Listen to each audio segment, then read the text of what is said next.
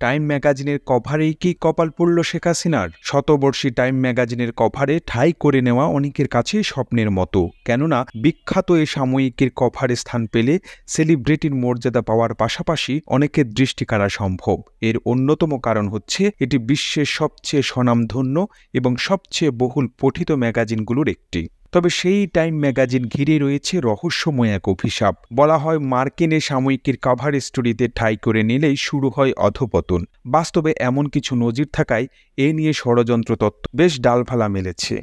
Time ম্যাগাজিনের কভারে বহুবার জায়গা করে নিয়েছিলেন অ্যাপলের সহ-প্রতিষ্ঠাতা স্টিভ জবস। এর মধ্যে 1982, 1984 ও 2007 সাল উল্লেখযোগ্য। তবে 1985 সালে হঠাৎ করে অ্যাপল থেকে স্টিভ জবসকে বের করে দেওয়া হয়। পতন ঘটে তার প্রতিষ্ঠান নেক্সটেরও। 2010 সালে টাইমসের কভারে আসেন ফেসবুকের প্রতিষ্ঠাতা মার্ক জাকারবার্গ। এর কয়েক বছর থেকেই ফেসবুকের খারাপ সময় শুরু হয়।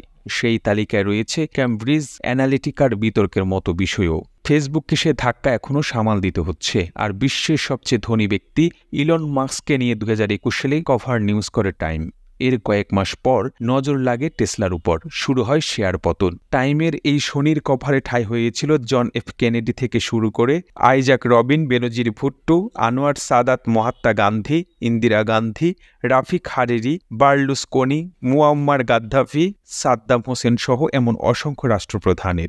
শেষ পর্যন্ত তাদের ভাগ্যে কী ঘটেছিল তা সবারই জানা। বাংলাদেশের সাবেক 2 প্রধানমন্ত্রীও টাইম ম্যাগাজিনের কভারে এসেছিলেন। 2006 সালে খালেদা জিয়া টাইমের কভারে আসার পর থেকে আর ক্ষমতায় আসতে পারেননি। 2023 সালে হার্ড পাওয়ার শিরোনামে শেখ হাসিনাও টাইম ম্যাগাজিনের কভারে এসেছিলেন। শেখ হাসিনা টাইম ম্যাগাজিনের কভারে আসার বছর ঘোরার আগেই ছাত্র জনতার গণ অভ্যুত্থানে ক্ষমতাচ্যুত হয়ে দেশ ছাড়তে হয় শেখ হাসিনাকে। তাই অনেকে বলছেন, তবে কি টাইমের কভারেই কপাল পড়ল শেখ হাসিনার? প্রতিবেদনটি তথ্য ও উপাত্তের সাহায্য নেওয়া হয়েছে জাতীয় গণমাধ্যম দৈনিক কালবেলা থেকে। আর এতক্ষণ আপনারা সঙ্গে ছিলেন বিশ্ব বাংলার। এভাবেই সঙ্গে থাকুন, আমরা তো ফিরছি নতুন নতুন প্রতিবেদন নিয়ে।